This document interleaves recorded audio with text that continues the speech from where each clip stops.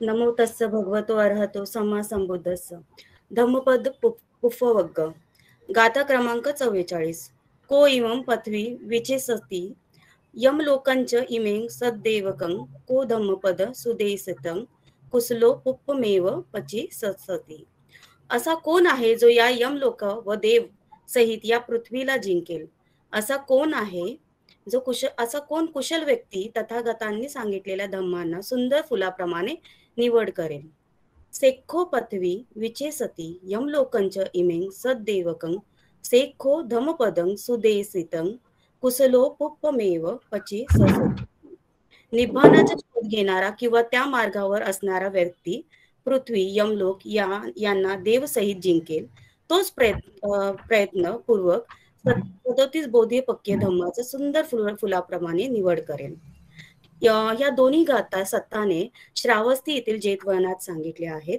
ह्या ज्या आहेत गाथा दोन्ही पृथ्वी विषयक चर्चा करणाऱ्या 500 भिक्खूंच्या संदर्भात आहेत. यातील मुख्य पात्र होते बुद्ध आणि 500 भिक्खू. याचा सारांश असा आहे की हे 500 भिक्खू एकत्र आल्यावर भूमीविषयी चर्चा करत होते. तेव्हा तथागतांनी त्यांना सांगितले, भिक्खूंनो, बाहेरच्या पृथ्वीची चर्चा न करता तुमच्या आतील पृथ्वीचे विश्लेषण केले पाहिजे. त्यांचा यथाभूत ज्ञान दर्शन म्हणजे जसा आहे तसा जाणला पाहिजे व साक्षात्कार केला पाहिजे. जो हे करेल तोच या पृथ्वीला जिंकेल, तोच अरंत पदाला पोहोचेल. नेक्स्ट. गाथा क्रमांक 46. फेनुपम कायमिमं विंदित्वा मरीचिधम अभिसंभूतानो क्षेत्वान मारस सपुप्पकामी अदस्सन मज्जुराजस्स गच्छे. हे शरीर फेसाप्रमाणे किंवा मोगजळाप्रमाणे आहे असे समजून माराच्या पुप्पमय बाणांना जो कापून काढतो तोच मृत्यूच्या दृष्टीपासून अदृश्य होतो. ही अट्टकथा तथागतांनी श्रावस्तीच्या जेतवनी विहारामध्ये दिली. मृगजळाचे कम्मठान घेणाऱ्या भिक्खूंच्या संदर्भात ही गाथा सांगितली गेली आहे. याच्यामध्ये प्रमुख पात्र आहेत बुद्ध आणि तो भिक्खू. कथेचा सारांश आहे, या भिक्खूंनी साधना करण्यासाठी तथागतांकडून कम्मठान घेऊन प्रयत्नपूर्वक त्यावर काम करत असून सुद्धा तो अरहंत पद प्राप्त करू शकला नाही. तेव्हा पुन्हा तथागतांकडे जात असताना त्यांना वाटेत मृगजळाचा आणि अचिरावती नदीच्या प्रचंड जलप्रवाहात निर्माण होणारे बुडबुडे पाहून त्याने चिंतन केले, हे शरीर सुद्धा उत्पत्ती व नाश पावणारे आहे. तेव्हा त्याने मुगजल व फेनपिंड याचे कम्मठान घेतले. गाथा क्रमांक 47. पुप्पानी हेव पचीनंतम व्यास मनसं नरं सुत्त गामं महोभोग मच्छू आदाय गच्छती. काम भोगरूपी आसक्तीयुक्त फुलांना वेचणाऱ्या मनुष्याला मृत्यू कशा प्रकारे घेऊन जातो, ज्याप्रमाणे झोपी गेलेल्या गावाला नदीचा विशाल प्रवाह वाहून घेऊन जातो. ही गाथा तथागतांनी श्रावस्तीच्या जेतवनामध्ये सांगितली आणि विडुडबाच्या संदर्भात सांगितले. यामध्ये प्रमुख पात्र आहे बुद्ध स्वतः, कोसल नरेश राजा पसेंदी, लिच्छवी कुमार महाली, कुसिनाराचा मल्लराज पत्र बंधुल, बासपकत्तिया, मल्लिका, महानाम शक्य, सारीपुत्त आणि महामोगलान. याचा सारांश या अट्टकेची सुरुवात पूर्वकथेतून होते. 3 राजकुमार आहेत, कोसल राजकुमार पसेंदी, लिच्छवी कुमार महाली आणि कुसिनाराचा राजकुमार बंधुल. या 3 मित्रांपासून होते. पसंदी राजकुमार हस्तगत केलेल्या शिल्पाचे प्रदर्शन करून कोसलचा राजा होतो, तर वैशालीचा लिच्छवी कुमार महाली हस्तगत केलेल्या शिल्पाचे प्रदर्शन करताना अंध होतो आणि लिच्छवी कुमारांचा आचार्य म्हणून राहतो. तर कुसिनाराचा मल्ल राजकुमार बंधुल मल्लांकडून झालेल्या विश्वासघातामुळे कुसिनारा सोडून कोशल राजाकडे सेनापती व नंतर न्यायाधीश म्हणून राहतो. बंधुल सेनापती असताना आपल्या गर्भवती पत्नीची इच्छा पूर्ण करताना त्याच्या हातून मल्लांच्या 500 राजांचा अंत होतो. तर बंधुल न्यायाधीश असताना त्याच्या योग्य न्यायाधीशामुळे रागावलेले लोक प्रसेंदी राजाचे कान भरतात, तेव्हा त्याची शहानिशा न करता क्रोधामुळे ते बंधुल व त्याच्या 32 मुलांची हत्या करण्याचा आदेश देतात. अशा प्रकारे सेनापती बंधुलचा अंत प्रसेंदी राजाच्या क्रोधामुळे झाला. परंतु राजा प्रसेंदी सुद्धा विश्वासघाताला बळी पडून आपले राज्य गमावतो, परंतु आपल्या भाचा त्याच्या आश्रयाने ते परत मिळवण्यास यशस्वी होतो. परंतु राज्याच्या कडक नियमांमुळे त्यांच्या महालात न जाता आश्रमशाळेत रात्र घालवावी लागते. त्याच आश्रमासाठी त्याचा बेवारस म्हणून मृत्यू होतो. तर पसंती राजाचा शाक्यपुत्री वासवकत्तीय या सोबत विवाह झाला होता. त्यांचा मुलगा विडुडब 16 वर्षाचा झाला आपल्या मामाच्या गावी गेला असता. शाक्याकडून झालेल्या अपमानाचा बदला घेण्यासाठी शाक्यांचा नाश करण्याचा निर्णय घेतो. शाक्यांचा नाश करण्यासाठी 3 वेळा सेना घेऊन जातो, परंतु तथागतांना पाहून परत फिरतो. परंतु 4थ्या वेळी तो शाक्यांना मारण्यास यशस्वी होतो. परंतु परत असताना अचिरावती नदीच्या काठावर विश्राम करत असताना रात्री झालेल्या भयंकर पावसामुळे आलेल्या पुरामध्ये वाहून जातो व झोपेतच त्याचा अंत होतो. याचाच अर्थ कामभोग आणि आसक्तीच्या आहारी जाऊन राजा पसेंदी, बंधुल सेनापती आणि विडुडप यांना मृत्यू प्राप्त होतो. कुफेन हेव पच्यन्ति सत्त मनसं नरं अत्यनेव कामेसु अंतको कुरेती वसं. कामभोग रूपी फुलांना वेचणाऱ्या असक्तीयुक्त मनुष्यावर अतृप्त अवस्थेत मृत्यू आपल्या पाशात ओढतो. ही गाथा सत्ताने श्रावस्तीतील जेतवनात सांगितली आहे. ही गाथा पतिपूजक कुमारी चे पूर्वजन्मातील पतीची कामना करणाऱ्या स्त्रीच्या संदर्भात आहे. यातील प्रमुख पात्र आहेत मालभारी देवता, 1000 अप्सरा, 500 देवकन्या, पिंडपातासाठी येणारे भिक्खू. मालभारी देवतांची पत्नी तावतिंसम देवलोक मधून मरण पावून मनुष्य लोकामध्ये जन्म घेते. या लोकातील नियमाप्रमाणे जगत असताना सोबत दान पुण्य करत होती. असे असून सुद्धा ती आपल्या लौकिक पतीची कामना न करता तावतिंसम देवलोकामधील पतीविषयक आसक्ती गेली नाही, म्हणून तिने या लोकातून मृत्यू पावून पुन्हा तावतिंसम देवलोकामध्ये जन्म घेतला. नेक्स्ट गाथा आहे यथापि भूमर पुष्पम वनगंधम महठेय पलते रसमादाय एवं गामे मुनी चरे. जसा भुंगा फुलांचा रंग आणि गंध याचा कसलाही नुकसान न करता केवळ फुलांतील रस घेऊन जातो, त्याचप्रमाणे भिक्खूंनी गावामध्ये भिक्षाटन करावे. ही गाथा सत्ताने श्रावस्ती येथील जेतवनामध्ये सांगितली आहे. ही गाथा मच्छर्य कोसय्य सेठीच्या संदर्भात आहे. कोसेरी यातील मुख्य पात्र आहेत कोसिया सेठी, त्यांची पत्नी आणि महामोगलान थेर. राजगृहातील कंजूस व्यापारी दुसऱ्यांना मालपुवा खाताना पाहून त्यांना स्वतःला मालपुवा खायची इच्छा झाली, परंतु धन नष्ट होईल या भीतीने त्याने तो खाण्यास टाळले. तेव्हा तथागतांनी त्यांना या आसक्तीमधून काढण्यासाठी आयुष्मान महामोगलान यांना पाठवले. थेरांनी आपल्या इद्धीने कोणाला त्रास न देता त्यांना धम्मशासनात आणले.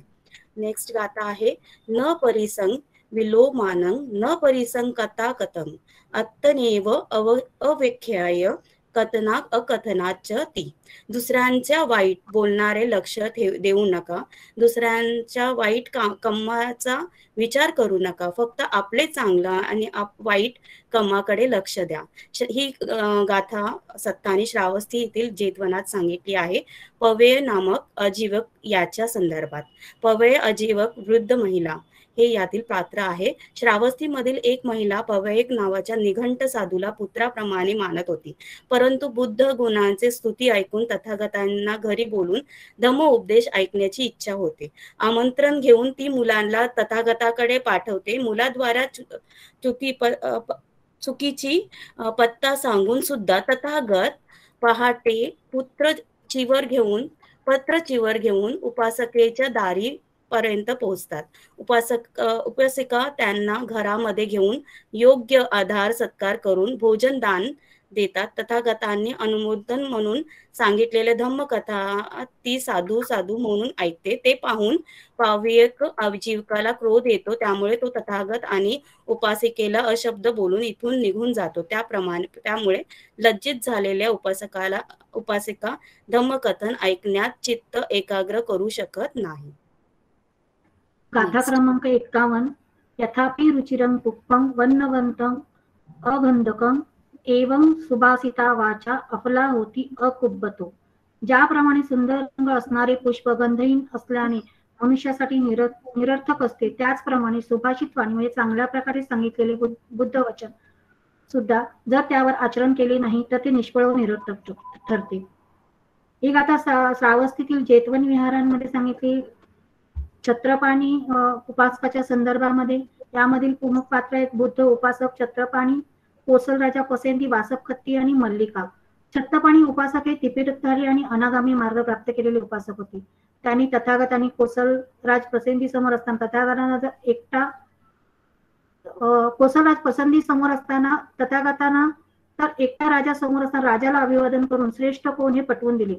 तेव्हा कोसलराज पसंती यांनी त्यांना अंतपुरामध्ये धम्म देण्यासाठी आमंत्रण दिले, परंतु त्यांनी ते नम्रपणे नाकारले. तेव्हा तथागताने आयुष्यमान आनंद यांना धम्म देण्यासाठी अंतपुरात जाण्याची परवानगी दिली, परंतु आयुष्यमान आनंदाने दिलेली धम्म देशना राणी मल्लिका योग्य प्रकारे आत्मसात करून त्याप्रमाणे आचरण करीत असे, परंतु वासप याचे मात्र त्याकडे दुर्लक्ष होत असे. गाथा क्रमांक 52. यथापि रुचिरं पुष्पं वर्णवंतं सगंधकं एवं सुभासिता वाचा सुफला होती कुब्बत होती. ज्याप्रमाणे सुंदर रंग असणारे पुष्प सुगंधाने युक्त असल्यास मनुष्यासाठी लाभदायक असते, त्याचप्रमाणे सुभाषित वाणी प्रमाणे जर आचरण केले गेले तर मनुष्यासाठी अत्यंत हितावह असते. ह्या दोन्ही 51 आणि 52 यांना सारांश एकच आहे, कारण दोघींची कथा एकच आहे.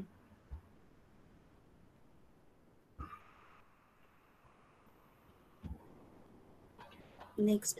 यथापि पुष्प रासीमा काईरा माला गुणे भाऊ एव जाते न मच्छे न कत्तबम कुशलम बहु. जसा कोणी चतुर्माळी फुलांच्या राशीपासून विविध प्रकारच्या माळा गुंततो किंवा बनवतो, त्याचप्रमाणे मृत्यूकृती असलेल्या या लोकात उत्पन्न झालेल्या मनुष्याने अनेक प्रकारची कुशलकर्म केली पाहिजेत. ही गाथा तथागतांनी पुब्बाराम विहारामध्ये सांगितले. उपासिका विशाखा यांच्या संदर्भात याच्यामध्ये मेंढक शेट्टी, धनंजय शेट्टी, राजा बिंबिसार, राजा पसेंदी, निगार शेट्टी, पुण्यवर्धन आणि सुप्रिया दासी हे प्रमुख पात्र आहेत. साकेतच्या धनंजय श्रेष्ठीची मुलगी विशाखा 7 वर्षाची असताना तथागताच्या संपर्कात आली आणि आपल्या पूर्वकर्माने स्वतःपत्ती फळ प्राप्त केलं. विशाखाची केस, मांस, अस्थि, छवी, वय या पंचविध गुणांनी युक्त आहे. तिचा विवाह कोसलचा शेट्टी निगार याचा मुलगा पुण्यवर्धन याच्याशी होतो. एक वेळ विशाखाची महालता प्रसादन विहारामध्ये विसरते. त्यांना आयुष्यमान आनंदांचा हात लागतो, म्हणून ती ते परत घेण्यामध्ये न घेता ती ते विकत घेते व ते पैसे विहाराला दान म्हणून देते. या विशाखेने तथागतांकडून 8 वर मागून घेतले होते. ते 8 वर आहेत: भिक्खू संघासाठी वार्षिक साटिका, नवीन आलेल्या भिक्खूंना भोजन, नगराच्या बाहेर जाणाऱ्या भिक्खूंना भोजन, रोगी भिक्खूंना भोजन, रोगीचा परिचारक यास भोजन, रोगी भिक्खू आणि औषध देणे, पहाटी भिक्खूंसाठी यवागू देणे, भिक्खुणी संघासाठी उदक साटिका देणे. याच कारणाने तथागतांनी विशाखाला दानामध्ये अग्र ही उपाधी दिली होती. एतदंगं भिक्खवे मम साविकानं उपासिकानं दायिकानं यदिदं विशाखा निगारमाता. न पुष्पगंध पटिवातमेति न चंदनं तगरं मलिका सत्तंच गंधो पटिवातमेति सब्ब दिसा सपुरिसो पावयती. फुलांचा सुगंध या वाऱ्याच्या विरुद्ध जात नाही. चंदन तगर जाई या फुलांचा सुगंध सुद्धा वाऱ्याच्या विरुद्ध जात नाही, परंतु शीलवान व्यक्तीचा गुणाचे प्रशंसा वाऱ्याच्या विरुद्ध दिशेलाही जाते. अशा व्यक्तीचा सुगंध सर्वच दिशेमध्ये दरवळतो. ही गाथा सत्ताने श्रावस्ती येथील जैतवनात सांगितली आहे. आदरणीय आनंदच्या उपस्थित केलेल्या प्रश्नांच्या संदर्भात. यातील प्रमुख पात्र म्हणजे बुद्ध आणि आनंद आहेत. आयुष्यमान आनंद याने विचारलेल्या प्रश्न त्यावर तथागतांनी दिलेले उत्तर यामधील तथागतांनी उत्तर यामध्ये दिलेले आहेत. कोणत्याही फुलांचा सुगंध वाऱ्याच्या विरुद्ध दिशेला वाहत नाही, परंतु पंचशिलेचे पालन आणि दान देणाऱ्या व्यक्तीची कीर्ती ही 4ही दिशांनी पसरते. चंदनं तदरं वापी उपलंग अर्थवासिकी एते गंध जातानी शीलगंधो अनुत्तरो. चंदन, तगर, कमळ या सर्वाचा गंधाचा अपेक्षेपेक्षा शीलवान सज्जन व्यक्तीची सुगंध अद्वितीय असतो. नेक्स्ट. गाथा क्रमांक 56. अप्पमत्व अयं गंधो व्याय तगर चंदनं योच शीलवंतो गंधो वाती देवेसु उत्तमोती. तगर आणि चंदन यांचा सुगंध तर अल्पकालाचा असतो, परंतु शीलवान व्यक्तीचा सुगंध उदार, विशाल आणि कायमस्वरूपी असतो. तो देवलोकातही पसरतो. ही गाथा तथागतांनी वेळोवन इथे दिले. यामध्ये थेर महाकश्यप यांच्या संदर्भात आहे. त्यामध्ये बुद्ध प्रमुख पात्र आहेत. बुद्ध, महाकश्यप, थेर, 500 अप्सरा, देवराज सक्क, देवपत्नी सुजा आणि 500 देवता. आयुष्यमान महाकश्यप यांना दिलेले दान हे महाफलदायी असते. या कारणाने देवतातील अप्सरा दान देण्यासाठी त्यांच्या अहंकारी रूपात आयुष्यमान महाकश्यप यांच्या समोर जातात, परंतु ते त्यांना फटकारतात व निघून जाण्यास सांगतात.